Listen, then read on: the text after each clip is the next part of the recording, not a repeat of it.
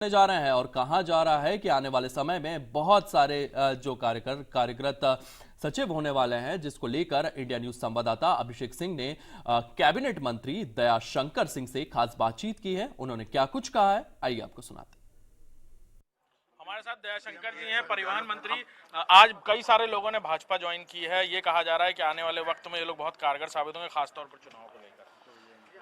देखिए, जो लोग भी आ रहे हैं ये अपने अपने क्षेत्रों के वरिष्ठ नेतागण हैं। कोई सांसद रहा है, कोई विधायक रहा है, कोई चेयरमैन रहा है और हम लोग प्रदेश स्तर पर ऐसे लोग ज्वाइन कर रहे हैं, क्षेत्रीय स्तर पर भी लोग ज्वाइन कर रहे हैं, जिला स्तर पर भी ज्वाइन कर रहे हैं, बूथ स्तर पर भी ज्वाइन कर रहे हैं। तो पार्टी को मजबूत करने के लिए इन लोगों के आने से बहुत ही बल मिलेगा और 80 की 80 सीटें जीतने में हम लोग सहायक। आज स्थापना दिवस भी है भारतीय जनता पार्टी का, इसको लेकर क्या कहेंगे?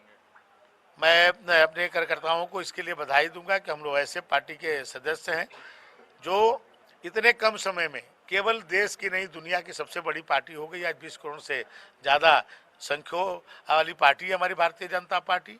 ये दुनिया के लिए एक उदाहरण है, जहाँ पर कुछ नवयुवकों ने जिस पार्टी को 1951 में खड़ा किया और आज वो पार्टी दुनिया की सबसे बड़ी पार्टी बन गई। उसके हम लोग सदस्य हैं। जिन विचारों के साथ इस पार्टी की स्थापना हुई थी, आज श्यामा प्रसाद मुखर्जी जी जहाँ पर होंगे, स्वर्ग से आज माननीय नरेंद्र मोदी जी को आशीर्वाद दे रहे होंगे, जिसके लिए बलिदान हो गए, वो धारा 370 को माननीय नरेंद्र मोदी जी और माननीय हम सबके नेता अमित शाह जी ने उसको समाप्त करने का काम किया है। हम लोगों के सपना था जो 500 वर्षों से कि हम लोग का राम मंदिर बने, और जिसके लिए कई पीढ़ियां गुजर गई और उनके जीवन में ये अवसर नहीं मिला। हम लोग सौभाग्यशाली हैं कि ऐसे समय में हम पैदा हुए हैं कि हम लोग अपने आंखों से राम मंदिर बनते हुए देखे, आज उसमें हम लोग दर्शन कर रहे हैं। तो ये भारतीय जनता पार्टी और जनसंघ की ये जो इतनी बड़ी विचारधारा की लड़ाई थी, उसको हम लोग जीत रहे हैं कि ऐसे समय में। तो इसलिए आज की स्थापना दिवस पर हम सभी कार्यकर्ताओं को, जिनके परिश्रम और पूरे त्याग से आज हम सबको ये अवसर मिल रहा है, उनको बधाई देते हैं।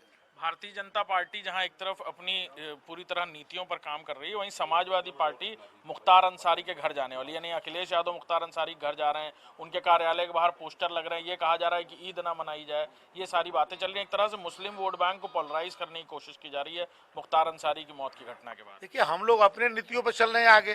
अखिलेश यादव जी की यही नीति रही है, उस नीति पर आगे चल रहे हैं। तो हर पार्टी की अपनी अलग अलग नीति रही है। वो लोग उनके पार्टी के सदस्य रहे हैं, आज भी हैं। आज भी उनके भाई अफजाल जी सांसद के प्रत्याशी हैं, चुनाव लड़ रहे हैं। तो ये अपने नीतियों को आगे बढ़ा रहे हैं और हम लोग अपनी नीतियों को आगे बढ़ा रहे हैं।